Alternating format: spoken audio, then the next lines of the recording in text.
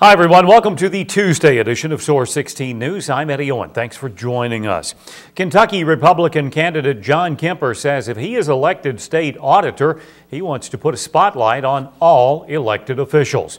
During an exclusive interview with Source 16, Kemper says one of the key changes he would like to see is all revenue and expenditures put online so state residents can see how tax dollars are being spent by elected officials. Psychology, sociology, or my educational background, one of the first things they taught us was people's behavior changes as soon as they know they're being observed. And we want to use the auditor's office to put a big spotlight on all our elected officials and appointed government folks to let them know we're watching how our tax dollars are being spent. We need them to be good stewards of those dollars. Kemper says the office is really unique and it can be used for cost savings. I think we need to look and see how we've been spending our tax dollars and whether we've been doing that efficiently through financial audits, performance audits, and then we've got responsible for the IT security on the state level. And we believe that there's probably enough cost savings in there to help pay down the $10 billion worth of bonded indebtedness and the underfunded pension liability that the state faces right now, $34 billion. We'd like to use the auditor's office to find some of those cost savings. In addition, Kemper believes the state auditor should be independent of any party affiliations and a steward of tax dollars. So what we've been asking folks is to allow us to be the guardian of our tax dollars, and having never been in government, no ties to any administration, we believe we can fill that requirement as an independent auditor for the people of Kentucky, and that will work for them. Neither party or administration. So regardless of who the governor is or who the legislature is, we're going to work to find those cost savings for the folks of Kentucky. Kemper lives in Lexington, where he attended public schools, and then the University of Kentucky, where he played football under Coach Jerry Claiborne and earned 2 degrees, one in psychology, the other in sociology. While in college, he started his first business, which was educational school supplies, and then he built custom homes and remodels. Currently, Kemper lives on his farm in Fayette County with his wife of 18 years and his 2 children. In the May primary, Kemper will face off against his Republican opponent, Adya Catherine Wuchner of Florence. Well, Christian County Fiscal Court unanimously tabbed an ordinance this morning that would regulate the collection of voluntary subscriber fees and membership fees and dues for local fire departments. President of the Christian County Fire and Rescue Association, Greg Bequette, asked magistrates to table the ordinance after expressing his concerns. One of them is the limitation on how many properties we can put the dues on.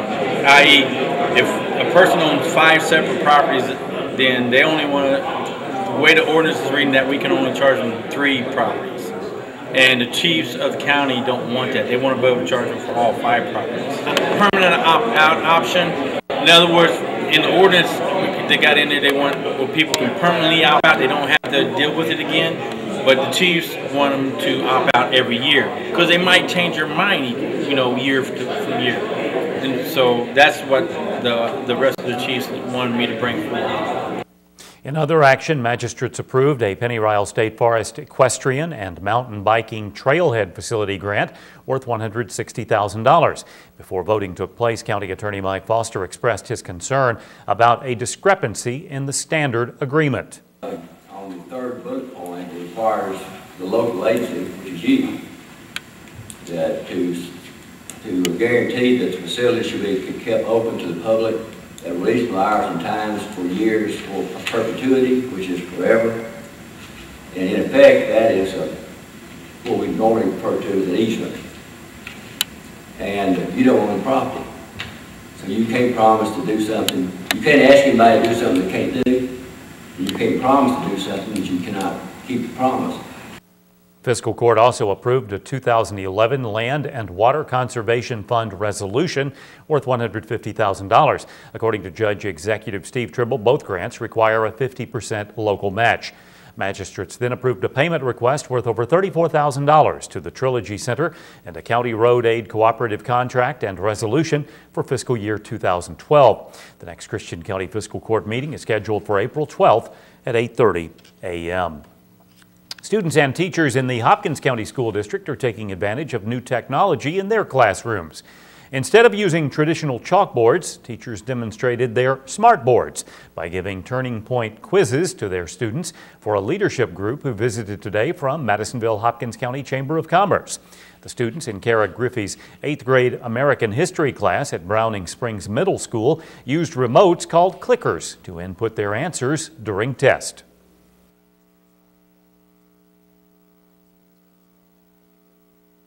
It's a system that runs much like PowerPoint, but we use an interactive remote system so the students can actually interact with the PowerPoint and input answers, and then I can track their answers for correctness. Griffey and her students have the ability to gauge their progress immediately and anonymously at the same time. It's anonymous on the large screen, but I can generate several reports of the students' progress, and I can see which questions that they missed. Maybe I need to go back and review, or if the class as a whole missed several questions, I can go back and review with the whole class. The leadership group also toured other schools around the county, including Pride Elementary, Hopkins County Academy, Madisonville North Hopkins High School, and Madisonville Community College. A Graves County couple has been sentenced and ordered by Chief U.S. District Judge Thomas B. Russell to pay more than $100,000 in restitution for Social Security fraud. According to U.S. Attorney David J. Hale, 51-year-old Clayton Williams of Mayfield was sentenced to 12 months and 1 day imprisonment, followed by 3 years supervised release, and ordered to pay over $86,000 in restitution. Clayton's wife, 41-year-old Tammy Williams, also of Mayfield, was placed on probation for 3 years, including wearing a location monitoring device for 6 months, and ordered to pay restitution of over $24,000. Court records indicate that Clayton Williams was indicted by a federal grand jury in Paducah on June 8, 2010, on a single count of fraudulently receiving Social Security disability benefits between May 2003 and March 2009, after reporting that he suffered from an illness and was unable to work. However, an investigation revealed that Clayton Williams returned to work shortly after the onset of his condition, using a separate Social Security number for the purpose of concealing his wages from 2003 to 2009. Court records further allege that between November 2005 and August 2009, Tammy Williams fraudulently secured supplemental security income benefits in a greater amount and quantity than was due by fraudulently stating that she was separated from her husband when in fact they resided together.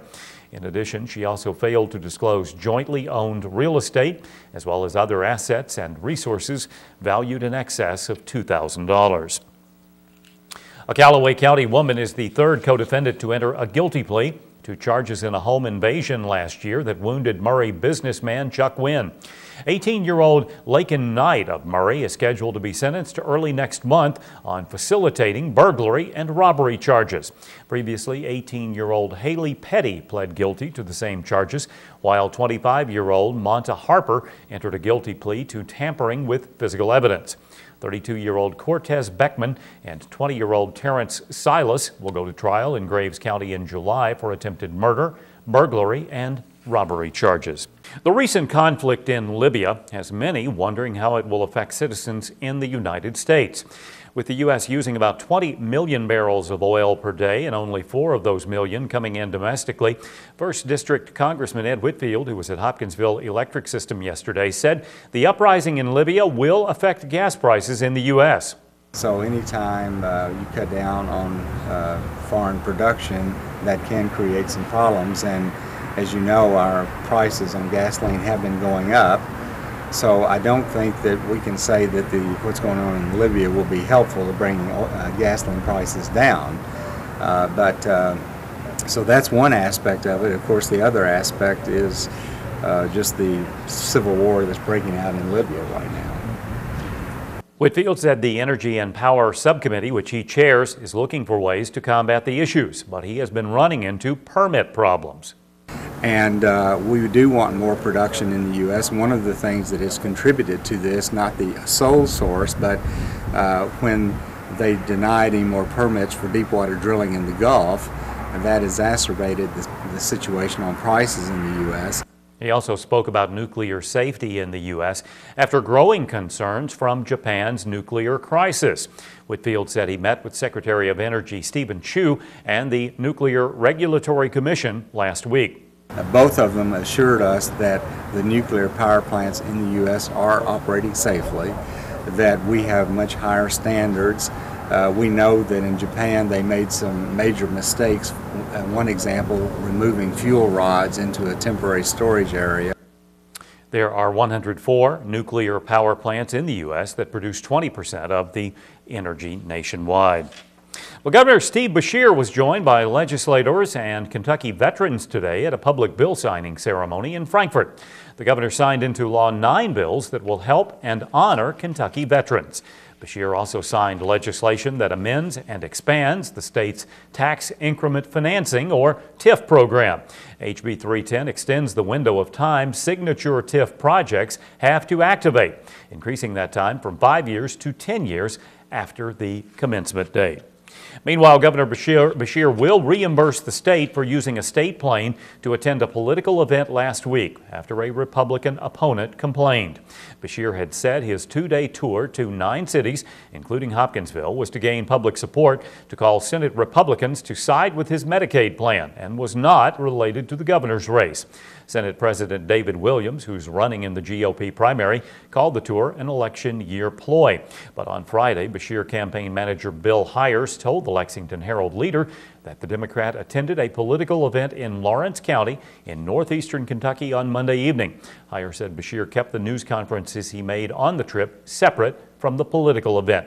He said the campaign has reimbursed the state on previous occasions for using the plane, but he did not provide details. Hires said the campaign would wait to hear from the state on how much the campaign owed for the trip to Lawrence County. Well, here's your numbers. Tonight's Mega Millions jackpot is $244 million. Wednesday's Powerball jackpot, $101 million.